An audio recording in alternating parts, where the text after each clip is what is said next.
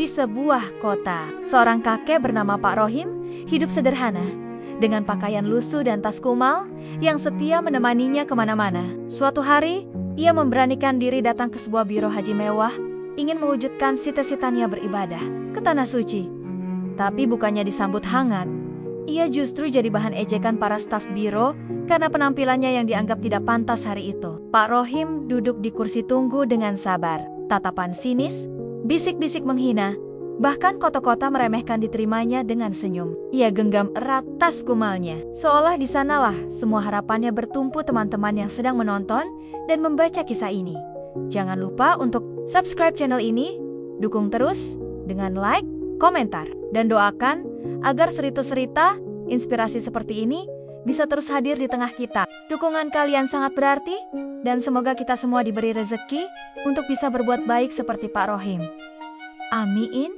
Hari berganti. Perlakuan tidak menyenangkan tak membuat langkah Pak Rohim surut. Ia kembali datang. Tetap dengan tas yang sama. Tetap dengan senyum yang sama. Tak seorang pun tahu, di balik tas kumal itu tersimpan tabungan hidup yang dikumpulkan sedikit demi sedikit. Bahkan bukan hanya untuk dirinya sendiri, tetapi juga untuk membantu orang-orang yang punya mimpi sama. Dan pada akhirnya, di hari yang ditentukan, tas itu terbuka di depan para staf biro. Tumpukan uang pecahan, rapi, buku tabungan, dan daftar nama orang-orang tak mampu yang ingin Pak Rohim berangkatkan ke Tanah Suci membuat semua orang terdiam. Tak ada lagi suara tawa, hanya wajah-wajah tertunduk malu. Pak Rohim pulang bukan dengan amarah, melainkan dengan hati lega. Ia tahu, membalas keburukan dengan kebaikan selalu punya tempat mulia di hadapan Tuhan. Langit sore mulai meredup ketika Pak Rohim menata lemboran-lemboran koran di gerobak tuanya. Suara azan maghrib dari masjid kampung memanggil pelan, seperti menepuk pundaknya agar pulang. Tapi Pak Rohim masih betah duduk di trotoar, menatap lalu lalang orang yang sibuk dengan urusannya masing-masing. Tubuhnya ringkih, tulang-tulang di punggungnya sering terasa ngilu saat membungkuk. Tangannya hitam, jarinya kapalan. Bajunya, jaket lusuh berwarna coklat kusam, masih sama seperti belasan tahun. Lalu, di sampingnya, sebuah tas kain kumal ikut bersandar teman setia yang tak pernah mengeluh meski dipanggul kemana-mana.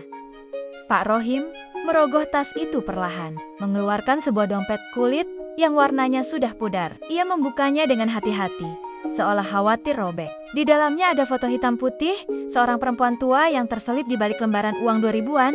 "Bu, sebentar lagi," gumamnya pelan. Suaranya hampir tenggelam oleh bising motor. Matanya basah. Foto itu adalah istrinya, almarhumah Bu Warsini, teman hidupnya selama puluhan tahun yang tak pernah sempat merasakan tapak suci di tanah haram.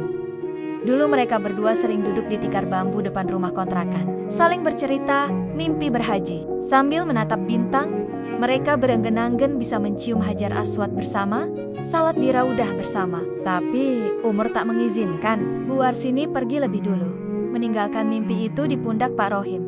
Pak Rohim mengusap matanya dengan punggung tangan. Ia meraih kotak kayu kecil di dalam tas kumalnya, membukanya pelan. Isinya koin receh, uang logam, beberapa lembar ribuan yang terlipat rapi, dan beberapa gepok uang 100.000 yang disimpan di dalam plastik kresek hitam recehan itu. Saksi betapa kerasnya Pak Rohim menahan lapar demi menyisihkan uang. Setiap sen, setiap ribuannya punya cerita. Uang tip dari pembeli koran, sisa upah membantu menyeberangkan anak sekolah, uang upah narik gerobak orang jualan. Semua ia kumpulkan sedikit demi sedikit bertahun-tahun. Malam ini, ia menghitungnya lagi, memastikan jumlahnya cukup. Ia tersenyum kecut. Giginya yang tinggal separuh tampak bergetar bersama bibirnya. "Ya Allah, kalau memang cukup, izinkan hambemu ini menunaikan panggilanmu," ucapnya lirih, menatap langit senja yang makin gelap. Pak Rohim berdiri, meregangkan pinggangnya yang kaku. Gerobak korannya ia dorong pelan ke gang sempit yang jadi jalan pulang. Di pinggir jalan, anak-anak kecil menatapnya. Beberapa menyapa dengan malu-malu. "Pak Rohim, korannya nggak laku semua, Pak?" tanya seorang bocah laki-laki.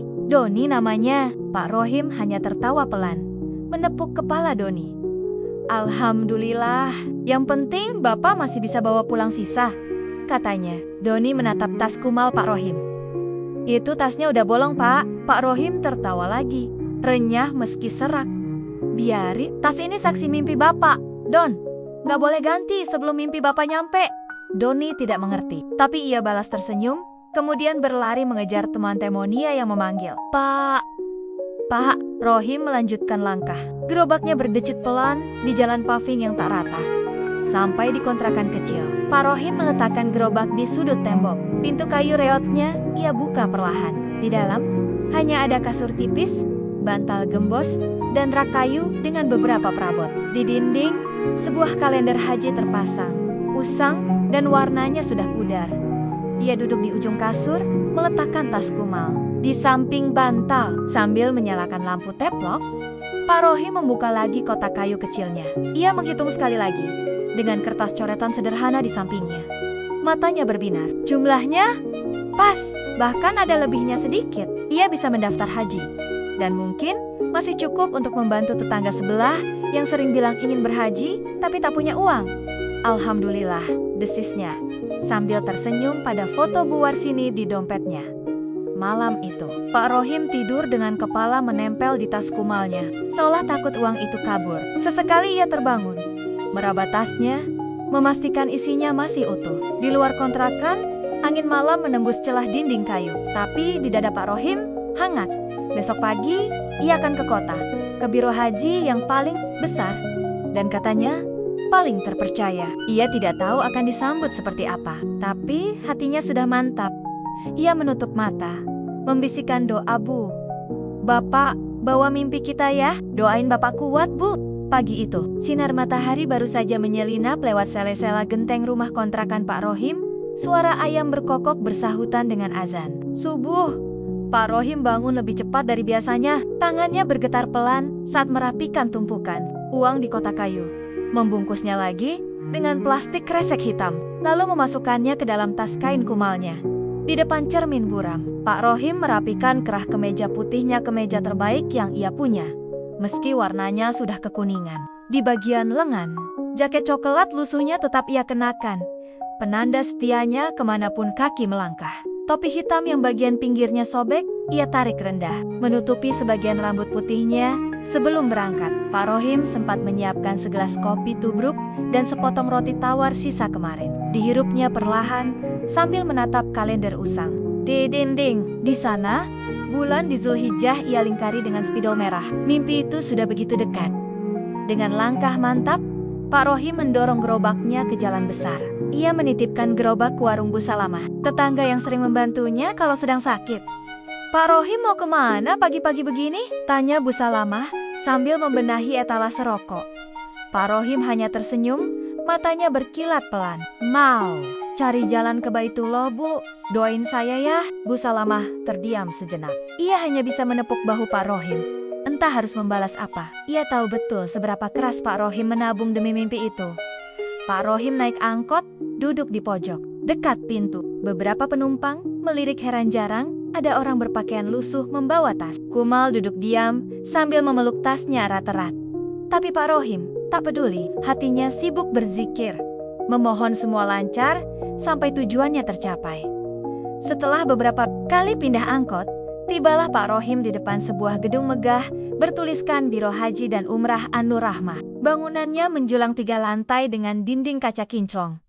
Di halaman parkir, mobil-mobil mewah berjajar. Di pintu masuk, spanduk besar memajang promo paket haji plus dengan gambar Ka'bah berkilau. Pak Rohim berdiri kaku. Kakinya mendadak gemetar.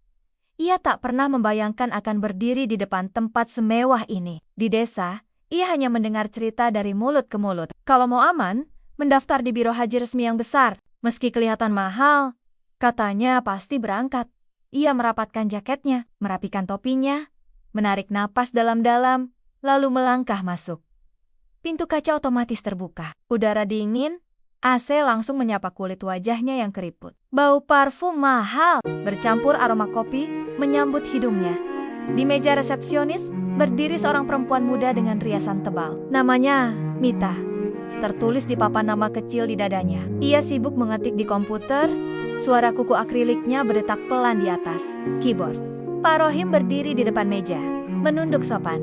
Assalamualaikum, Duk. Mita mendongak, menatap Pak Rohim dari ujung kaki hingga ujung kepala. Pandangannya berhenti di tas kumal yang dipeluk erat di dada Pak Rohim. Waalaikumsalam. Ada apa, Pak? Tanyanya datar. Senyumnya tipis. Pak Rohim menelan ludah. Mau daftar haji, Enduk? Bisa ya? Mita tertegun sejenak, lalu menahan tawa yang nyaris lolos. Ia melirik temannya di meja sebelah. Temannya, seorang resepsionis lain bernama Rika, pura-pura batuk, menutupi senyum mengejek. Oh, daftar haji Bapak? Sendiri? Tanya Mita sambil memainkan pulpen di tangannya. Iya, Enduk. Mau nabung di sini? Sudah bawa uangnya? Jawab Pak Rohim pelan, sambil menepuk tas kainnya. Mita mengangguk pelan, lalu melirik Rika lagi. Mereka berdua saling bertukar pandang. Menahan geli, mereka tak percaya. Di antara deretan tamu berjas rapi, berdasi, bawa map tebal tiba-tiba muncul, kakek bau keringat dengan tas sobek. Bilang mau daftar haji. Baik, Pak. Tunggu sebentar ya, kata Mita. Nada suaranya sengaja ditahan sopan, tapi matanya berkokyok-koka menahan tawa. Pak Rohim berdiri kikuk, matanya menatap sekeliling kursi tunggu berlapis kulit. Poster promo umrah VIP. Beberapa orang yang datang dengan koper dan setelan baju bagus. Semua menatapnya. Ada yang berbisik pelan. Di sudut ruangan, seorang pria muda berseragam pegawai mendekat. Namanya Ardi, petugas marketing Biro Haji. Ia menepuk bahu Mita pelan, lalu menatap Pak Rohim dengan senyum kaku. Bapak mau daftar haji ya? Wah, luar biasa sekali semangatnya, kata Ardi. Suaranya terlalu manis. Pak Rohim mengangguk mantap. Tangannya menggenggam tasnya makin erat. Iya, Nak. Saya mau nyetor tabungan. Sudah lama ngumpulin. Semoga cukup. Ardi melirik tas Pak Rohim, menahan cengiran. Ia mempersilakan Pak Rohim duduk di sofa tunggu. Begitu Pak Rohim duduk, Ardi berbalik membisik Mita. Gak usah lama-lama. Orang kayak gini cuma buang waktu. Paling-paling minta brosur doang. Mita hanya mengangguk. Mereka tertawa pelan. Sementara di sofa, Pak Rohim duduk menunduk. Ia tak mendengar bisikan itu. Hatinya hanya sibuk berdoa, semoga mimpinya semakin dekat dengan Baitullah. Pak Rohim duduk di sofa tunggu biro haji mewah itu dengan perasaan campur aduk. Matanya menatap lampu gantung kristal di langit langit yang berkilauan seperti bintang. Hatinya berbisik, semoga ini jalannya. Semoga mimpi saya sampai ke Ka'bah. Beberapa tamu lain lalu lalong di depannya. Ada yang berdasi rapi sambil menelepon. Ada ibu-ibu dengan gamis elegan membawa map tebal. Sesekali mereka melirik Pak Rohim dengan pandangan aneh, seolah ia benda asing di ruangan itu. Tapi Pak Rohim tak peduli. Ia sibuk berzikir dalam hati, menenangkan dada yang sesak. Tak lama kemudian, Ardi, pegawai marketing yang tadi menepuk bahu Mita, kembali mendekat. Tangannya menggenggam map biru dengan logo Biro Haji berwarna emas mengilap. Senyumnya lebar, tapi di sudut matanya ada sinis yang tak bisa disembunyikan. Pak, mari ikut saya ke ruang konsultasi ya, katanya sambil setengah menunduk. Seolah Pak Rohim ini tamu kehormatan, padahal di balik senyum itu, Ardi cuma ingin sepat-sepat selesai. Pak Rohim bangkit berdiri, memanggul tas kainnya erat-erat. Langkahnya pelan, mengikuti Ardi ke ruangan kaca. Di pojok, ruangan itu wangi parfum mahal, berpendingin-dingin, dan di atas meja kaca tergeletak brosur-brosur promo Haji Plus Umrah Ramadan. Dan travel namanya saja, Pak Rohim belum pernah dengar. Ardi duduk di seberang Pak Rohim, menarik kursi dengan gaya berwibawa. Ia menyalakan laptop, pura-pura sibuk membuka file presentasi. Pak Rohim menunduk sopan. Baik Pak, jadi Bapak mau daftar haji reguler atau plus? Tanya Ardi. Suaranya manis, tapi tatapannya cepat sekali melirik tas kain Pak Rohim. Pak Rohim menelan ludah. Yang biasa saja nak, yang paling murah. Paling penting bisa berangkat. Saya mau setor tabungan sekarang. Ardi tertawa kecil. Wah, semangat sekali Pak. Luar biasa. Masih mau nabung di usia Bapak. Berkah, insya Allah. Pak Rohim mengangguk. Senyumnya tulus meski kaku. Perlahan tangannya membuka tas kainnya, mengeluarkan kantong plastik hitam yang dililit karet. Dengan hati-hati, ia membukanya di atas meja kaca. Di dalamnya ada tumpukan uang campur aduk antara pecahan 5 ribuan, 10 ribuan, 20 ribuan, bahkan beberapa koin receh terbungkus plastik kecil. Semua disusun rapi. Ini nak, saya bawa tabungan saya. 13 tahun, saya kumpulin dari jual bakso keliling, mohon diterima ya." Suara Pak Rohim pelan, nyaris bergetar. Ardi tertegun, senyumnya menegang. Ia melirik tumpukan uang yang lusuh dan baunya apek jelas sekali. Uang itu bertahan-tahan disimpan di kaleng biskuit atau kotak kayu di sudut rumah. Beberapa lembar uang bahkan sudah sobek pinggirnya. "Ini semua tabungan Bapak?" tanya Ardi. Nadanya setengah menahan tawa. "Iya nak, mohon diterima. Kalau kurang, saya cicil lagi tiap bulan. Biar nama saya masuk daftar tunggu haji," ujar Pak Rohim. Tangannya menepuk kantong plastik itu pelan, seolah menepuk mimpi. Ardi menarik napas panjang. Ia berdehem, lalu meraih kalkulator di sebelah laptopnya. Sambil pura-pura menghitung, matanya sesekali melirik ke pintu ruangan, memastikan tidak ada rekan lain yang mendengar percakapannya. "Baik, Pak, kita hitung dulu ya. Kira-kira totalnya berapa?" tanya Ardi basi-basi. Pak Rohim buru-buru menjawab, "Kurang lebih 15 juta nak. Itu semua hasil ngumpulin sisa jual bakso. Saya sengaja simpan. Gak pernah saya pakai beli apa-apa. Semoga cukup jadi setoran awal." Ardi tersenyum kecut. 15 juta di pikirannya. Jumlah itu bahkan tidak cukup untuk bayar administrasi booking seat biro haji yang ia jalankan. Tapi ia harus tetap pura-pura manis. "Begini Pak," Ardi mulai bicara. Suaranya pelan seolah membisikkan kabar duka. "Untuk daftar haji reguler sekarang, setoran awalnya minimal 50 juta rupiah Pak. Itu baru untuk daftar tunggu. Kalau mau plus, bisa sampai 100 juta ke atas. Ini aturan dari pemerintah. Bukan kami yang bikin, Pak." "Pak Rohim," terdiam. Bibirnya gemetar. Matanya menatap uang lusuh yang baru saja ia tata dengan hati-hati. 15 juta uang yang ia jaga sekuat tenaga, yang ia bawa seolah membawa kunci surga, ternyata tak ada apa-apanya di ruangan megah ini. "Tapi, saya bisa nabung sambil jalan kan, Nak?" tanyanya dengan suara parau. Ardi menahan senyum. "Kecut, bisa Pak. Tapi kalau setoran awalnya belum 50 juta, mohon maaf, nama Bapak belum bisa masuk daftar tunggu. Kalau Bapak mau, bisa buka tabungan di bank syariah. Sambil dikumpulkan dulu sampai cukup, baru nanti balik lagi ke sini." Pak Rohim menunduk makin dalam. Tangannya gemetar, merapikan lagi lembaran uang. Rasanya dada Pak Rohim sesak, seolah semua napasnya tertahan di tenggorokan. 13 tahun menahan lapar, panas, hujan, ternyata belum cukup. Melihat Pak Rohim terdiam, Ardi buru-buru berdiri, pura-pura sopan. "Begini saja Pak, biar saya bantu fotokopi KTP Bapak dulu. Siapa tahu nanti ada promo. Tapi uangnya Bapak bawa pulang dulu, ya? Belum bisa kami terima kalau belum sesuai setoran awal." Pak Rohim hanya mengangguk. Pelan, ia memasukkan lagi uang tabungannya ke kantong plastik, membungkusnya rapat-rapat, lalu menaruhnya di tas kain. Dadanya terasa lebih kosong dari tas kumalnya. Di luar ruangan, Mita dan Rika menahan tawa sambil saling berbisik. "Kasihan ya, udah tua. Nabungnya cuma segitu." Pak Rohim keluar dengan langkah gontai. Di tangga biro haji, ia menatap papan nama megah itu. Rasanya Ka'bah yang tadi terasa dekat, kini kembali jauh di ujung langit. Ia menatap langit biru, bibirnya bergetar. "Ya Allah, apa saya memang gak pantas jadi tamumu?"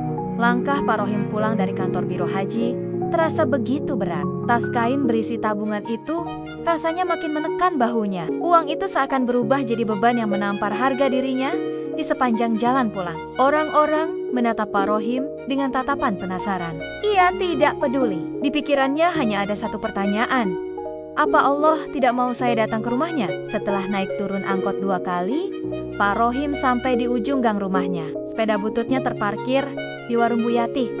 Masih utuh, ia menepuk-nepuk joknya pelan, seolah meminta maaf karena tadi meninggalkannya begitu saja. "Pak Rohim, dari mana?" tanya Bu Yati, penjual sembako langganannya. Wajah Bu Yati tulus, senyumnya hangat. Pak Rohim memaksakan senyum. "Dari kota Bu, mau daftar haji," jawabnya pelan. Bu Yati terkejut. "Alhamdulillah, diterima kan Pak?" tanyanya. Mata Bu Yati berbinar, seolah ia juga punya mimpi yang sama. Pak Rohim menggeleng. Senyumnya kecut. "Belum cukup tabungan." "Saya Bu." Bu Yati menepuk bahu Pak Rohim. "Sabar ya Pak, Allah pasti lihat niatnya. Wong saya juga belum kesampaian nabung haji, rezeki orang beda-beda." Pak Rohim hanya mengangguk. Ia tahu Bu Yati benar, tapi tetap saja hatinya nyeri. Ia pamit pelan, lalu menuntun sepedanya menyusuri gang sempit. Sepanjang jalan, anak-anak kecil menyapanya. "Pak Rohim, kapan jualan baksonya lagi?" Pak Rohim tersenyum samar.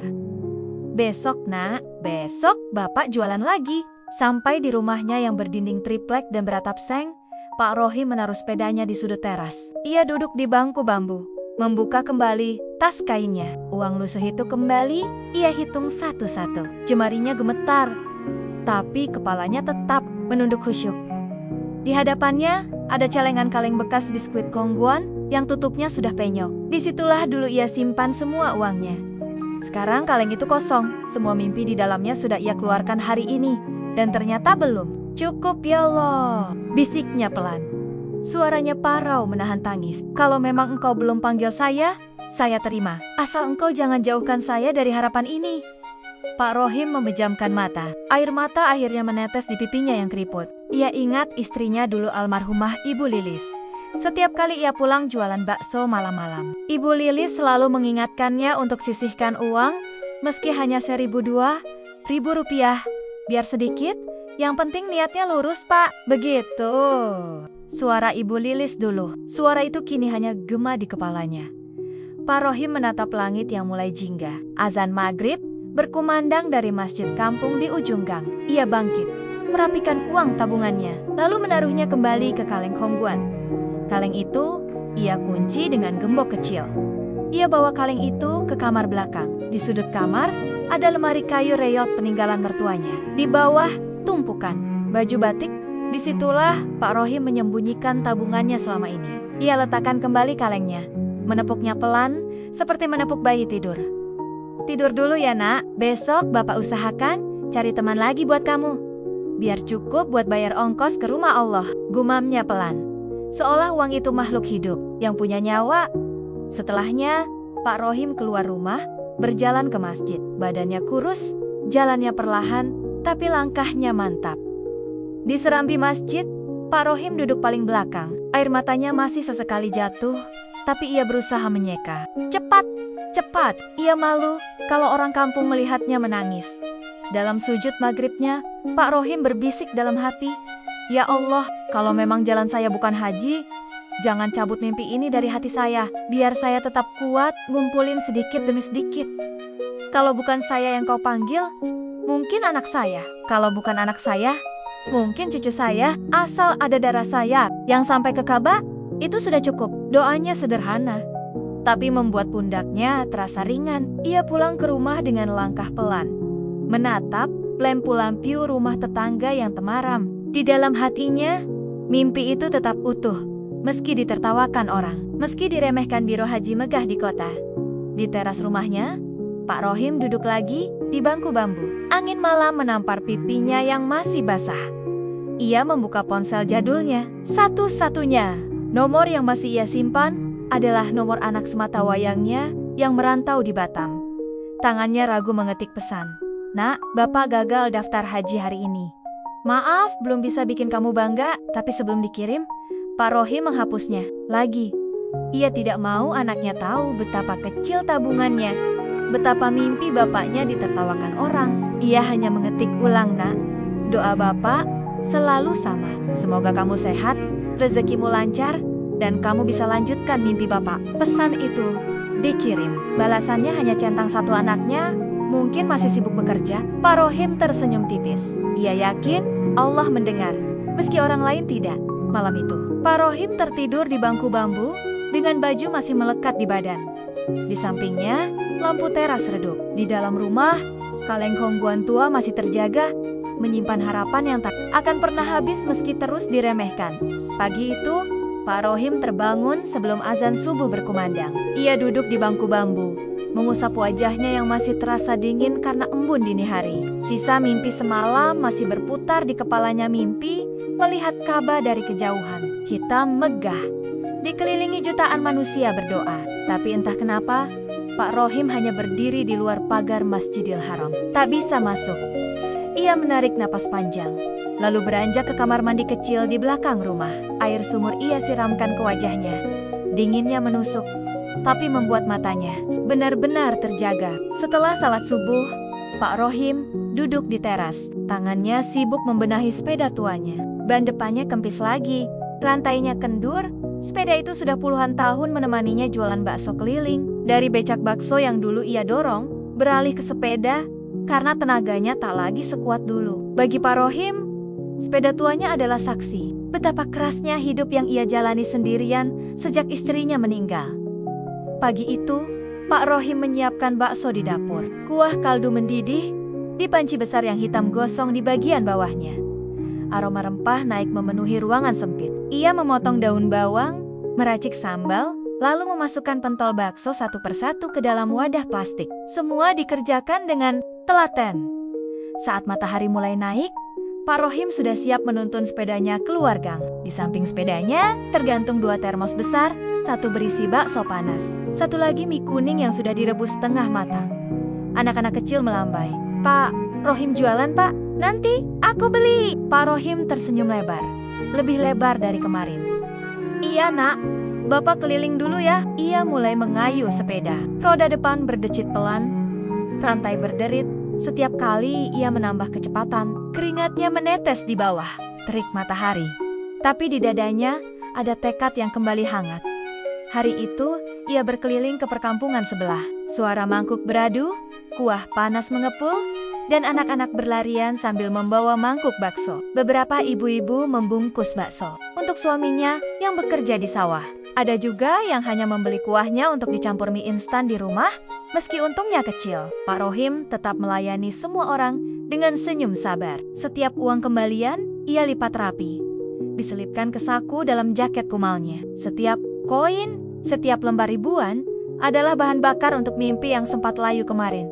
Menjelang zuhur, sepeda tuanya berhenti di bawah pohon mangga besar. Ia duduk di bawahnya, membuka bekal nasi bungkus yang dibawanya dari rumah. Hanya nasi, tempe goreng, dan sambal. Ia makan perlahan, sambil menghitung hasil jualannya di buku kecil bersampul biru. "Alhamdulillah," bisiknya pelan, "meski belum banyak, tapi cukup untuk beli tepung dan daging buat modal jualan besok." Saat ia sedang asyik menghitung, seorang bopek-bopek tua menghampirinya. Bajunya kumal, tatapannya ragu. "Pak, saya boleh nyicil baksonya? Anak saya minta makan bakso dari tadi, tapi saya baru dapat uangnya nanti sore," katanya lirih. Pak Rohim tersenyum. "Ambil saja, Pak. Tidak usah cicil-cicilan. Kalau ada rezeki, baru bayar. Kalau nggak ada, nggak apa-apa." Bapak itu terkejut. Matanya berkaca-kaca. "Terima kasih, Pak Rohim. Semoga Allah ganti berkali-kali lipat." Pak Rohim hanya tertawa kecil. "Semoga," batinnya. Ia tahu betul rasanya dipandang sebelah mata karena tak punya uang. Ia lebih memilih perut anak orang lain kenyang dulu, meski kantongnya sendiri kempis. Setelah istirahat sebentar, Pak Rohim melanjutkan keliling. Sepedanya kembali berderit, tapi semangatnya sudah tidak karatan. Di kepalanya, mimpi itu kembali tumbuh pelan-pelan. Sore menjelang maghrib, Pak Rohim pulang ke rumah. Ia duduk di bangku bambu, membuka buku kecilnya, menghitung lagi. Ia senyum-senyum sendiri melihat uang recehan yang berhasil ia kumpulkan hari ini. Tak seberapa memang, tapi cukup membuatnya yakin bahwa tabungannya masih bisa bertambah. Sedikit demi sedikit, ia membuka kaleng hongguan di kamar, memasukkan lembaran ribuan dan recehan koin ke dalamnya. Tangannya gemetar, menahan haru. "Nambah lagi ya Allah, meski cuma segini, semoga Engkau ridho." Malamnya, Pak Rohim duduk di musola kecil dekat rumah. Ia bersandar di dinding, memandangi anak-anak muda yang belajar mengaji. Hatinya tergetar. Ia membayangkan, mungkin suatu hari nanti, anak-anak ini juga bisa pergi ke tanah suci. Mungkin mereka bisa menuntaskan mimpi yang ia pupuk sejak muda. Pak Rohim memejamkan mata, berdoa dalam diam. "Kalau Engkau belum panggil saya, setidaknya panggil keturunan saya. Jangan biarkan harapan ini berhenti di sini." Sepulang dari musola, Pak Rohim merapikan sepeda tuanya, membersihkan rantai, mengecek ban, memastikan semuanya siap untuk berkeliling lagi besok. Bagi orang lain, sepeda itu mungkin hanya besi tua yang reot, tapi bagi Pak Rohim, sepeda itu adalah tiket perlahan menuju Baitullah. Dan di malam yang sunyi, di rumah triplek yang rembes atapnya, Pak Rohim terlelap sambil memeluk harapan yang makin rapuh, tapi tetap ia jaga sekuat tenaga.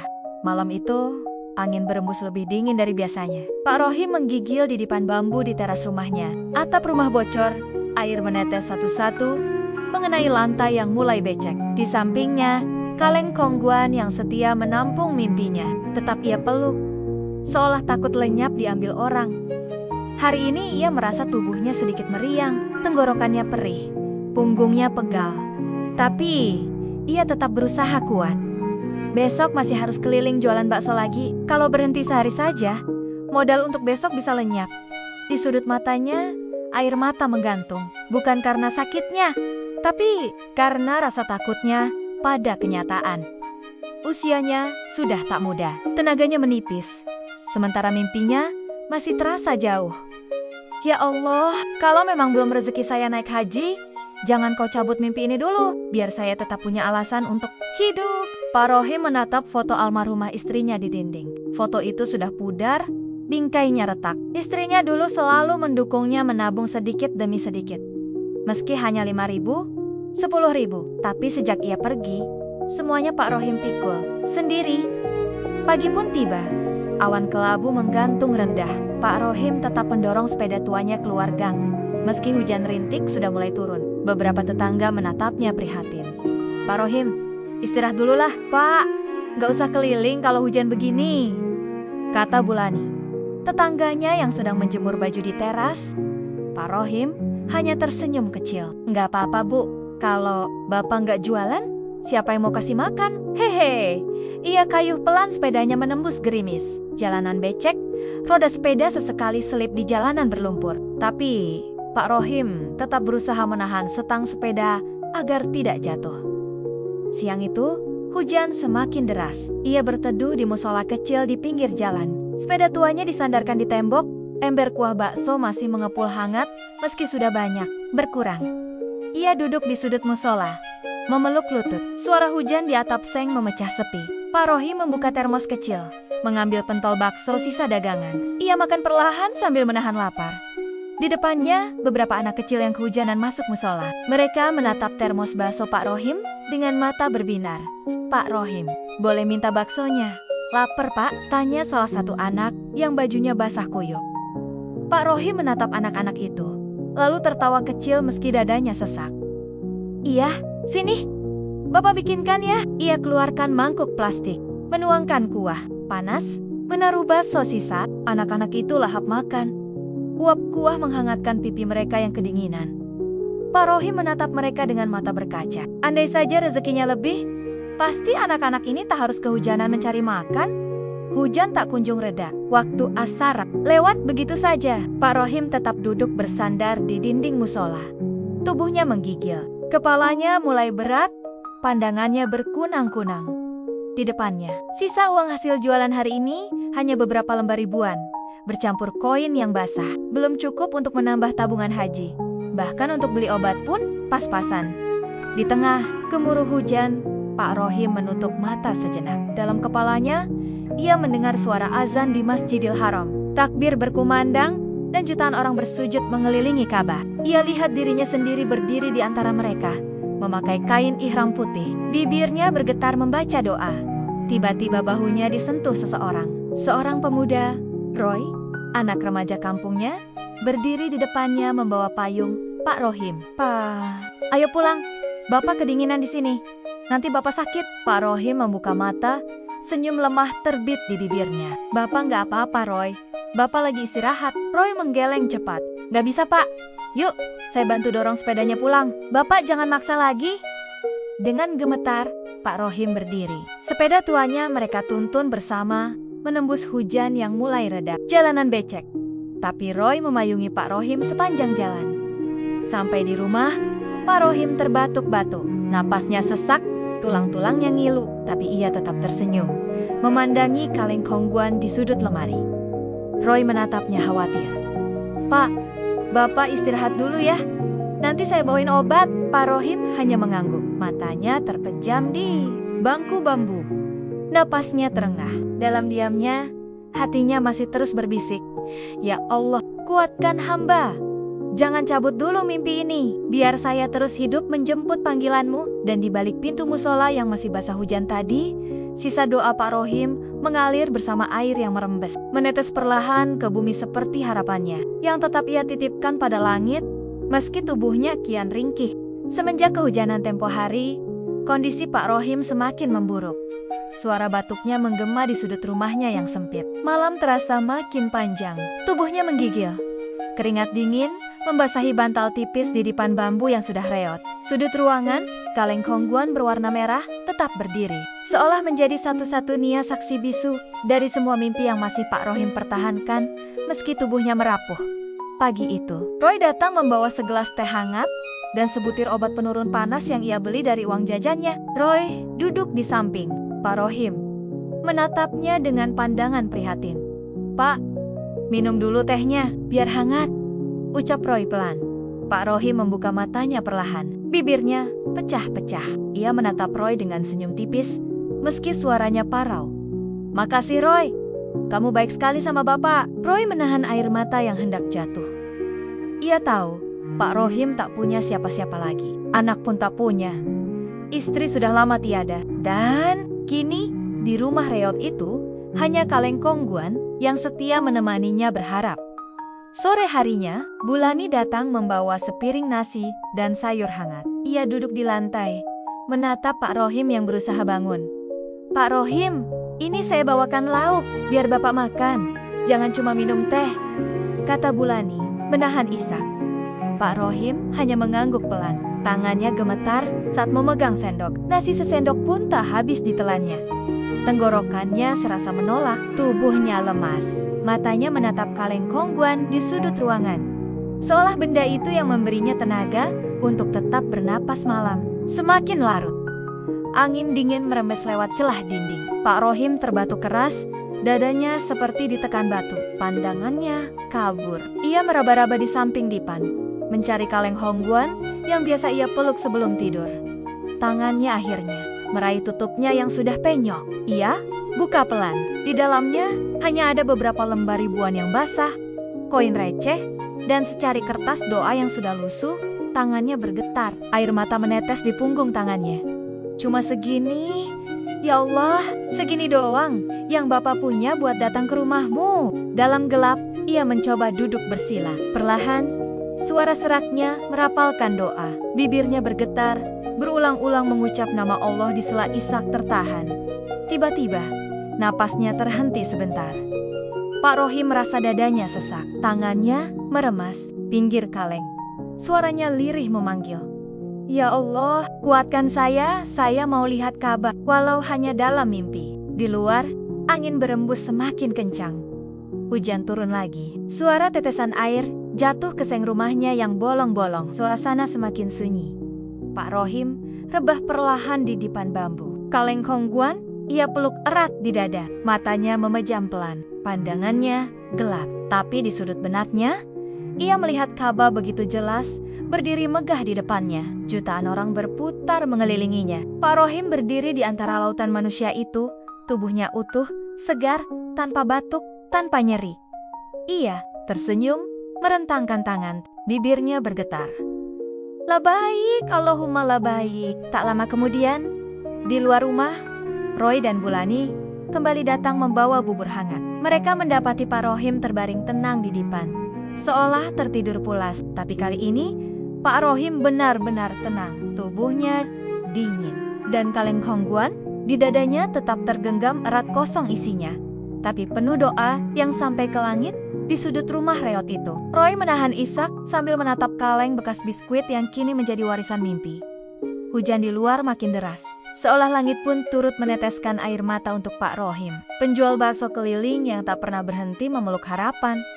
Bahkan sampai napasnya habis di pelukan doa. Hujan pagi itu belum juga reda. Gerimis menetes perlahan di sela atap seng rumah Pak Rohim yang kini sunyi. Di dalam rumah reot itu, Bulani dan Roy masih duduk bersila di samping dipan bambu. Tubuh Pak Rohim sudah terbujur kaku, diselimuti kain putih seadanya. Di samping jenazah, kaleng Khongguan yang penyok berdiri tenang. Isinya memang tak seberapa, tapi kaleng itu kini terasa lebih berat daripada sekarung emas. Bagi siapapun yang mengerti mimpi Pak Rohim, Roy menatap kaleng itu sambil mengusap air matanya. Ia menoleh pada Bulani. "Bu, uang di kaleng ini Nggak cukup buat berangkatin Bapak ke Tanah Suci ya? Tanyanya polos.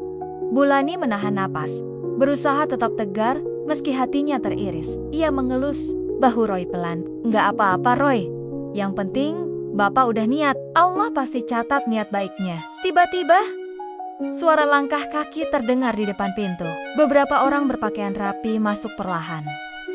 Roy dan Bulani terkejut. Mereka mengenali wajah-wajah itu. Mereka adalah staf biro haji yang dulu mengusir Pak Rohim tanpa rasa iba. Mereka berdiri kaku, menatap jenazah Pak Rohim dengan mata tertunduk. Di antara mereka, Pak Rudi, manajer biro itu, membawa sebuah map tebal. Tangannya bergetar saat menatap Bulani. Ibu, kami datang mau minta maaf. Kami semua sudah salah sama Pak Rohim. Suaranya serak, setengah menahan malu.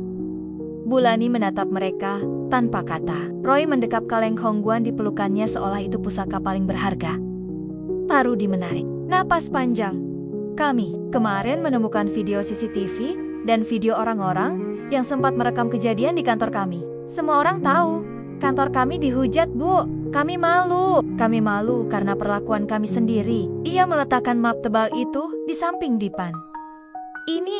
Ini dana dari kantor kami. Kami sepakat. Kami mau lunasi biaya haji atas nama Pak Rohim. Kami juga mau biayai beberapa warga yang gak mampu untuk berangkat tahun depan. Kami malu, Bu. Pak Rohim sudah ngajari kami semua. Suaranya tercekat, lalu menatap jenazah Pak Rohim. Bahwa jangan pernah nilai orang dari bajunya. Suasana hening. Di luar rumah, beberapa tetangga berdiri menahan air mata. Nama Pak Rohim mendadak harum. Dari penjual bakso keliling, kini namanya jadi simbol mimpi yang tulus. Tak butuh waktu lama, kabar ini menyebar cepat. Beberapa donatur datang membantu biaya pemakaman. Sebuah nisan putih berdiri di pekarangan kecil belakang rumahnya. Bertuliskan namanya dengan huruf Arab di bawahnya. Haji Rohim bin Samad. Roy berdiri di samping pusara. Pak Rohim. Ia menatap Bulani yang menggenggam kaleng Hongguan di dadanya. Bu, nanti kalengnya mau dibuang? Tanyanya lirih. Bulani menggeleng, lalu menatap Roy sambil tersenyum tipis di balik air mata. Kaleng ini gak boleh dibuang. Ini mimpi bapakmu. Mulai sekarang, kita isi lagi. Siapa tahu, dari kaleng ini, kamu yang berangkat haji suatu hari nanti, Roy. Roy memeluk Bulani erat. Hujan masih rintik-rintik, tapi suasana di pusara Pak Rohim terasa hangat. Seolah Pak Rohim sedang duduk di sudut Ka'bah, mengenakan kain ihram putih, tersenyum damai di antara lautan manusia yang berdoa. Labaik Allahumma, labaik. Kaleng Hongguan itu mungkin kosong, tapi isinya sampai ke langit menjadi tiket pulang. Seorang penjual bakso keliling untuk menuntaskan rindu di hadapan Tuhannya. Di atas tanah basah, Bulani menatap Roy sambil membisikkan doa. Orang baik punya mimpi, Roy. Meski tubuhnya nggak sampai, doanya nggak akan pernah putus. Mimpi itu akan terus berjalan sampai Allah kabulkan kapanpun waktunya. Dan di antara tetesan hujan yang luruh pelan, suara azan zuhur berkumandang. Suara yang dulu jadi alarm. Pak Rohim menuntun baksonya keliling kampung. Kali ini, azan itu jadi saksi bahwa mimpinya tak sia-sia. Bahwa niat tulus tak akan pernah kalah oleh pandangan mata yang meremehkan. Pak Rohim memang tak sempat menjejakkan kaki ke Mekah dengan napasnya. Tapi namanya kini abadi. Doanya abadi. Kaleng Hongguan di sudut rumah itu abadi menjadi kotak. Mimpi bagi siapa saja yang masih percaya bahwa mimpi orang kecil pun bisa sampai ke langit. Labaik, Pak Rohim, labaik.